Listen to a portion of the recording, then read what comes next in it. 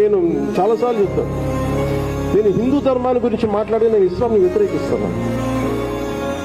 అలా అయిపోయింది thought process. నేను మాట్లాడి కాన్స్టిట్యూషనల్ వాల్యూస్ లోబడే మాట్లాడతాను. నన్ను ప్రేమించే ముస్లిమ్స్ లేరా? నన్ను ప్రేమించే ఇస్లాం సమాజంలో ఉన్న మనుషులు లేరా? గుండెల్లో పెట్టుకున్న ఇస్లాం సమాజం మనుషులు కూడా నాకు. అలాంటిది నేను తప్పుగా ఎందుకు మాట్లాడతాను? ఎందుకు ద్వేషిస్తాను? నేను ఎవరిని ద్వేషించను.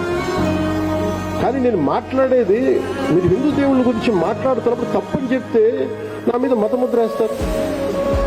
సింగపూర్లో కూడా క్రిస్టియన్స్ ఉన్నారు, ఇస్లాం, చైనీస్, ముస్లిమ్స్ ఉన్నారు. But still they fall under one law, one constitution. అక్కడ ఎవరిని ఇంకొకరిని కించపరిచే హక్కు లేదు. వాళ్ళకి ఏంటంటే కన్వీనియంట్గా ఓట్ బ్యాంక్ పాలిటిక్స్ కోసం మాట్లాడుతుంటే అందుకు నేను గలం చెప్పాను.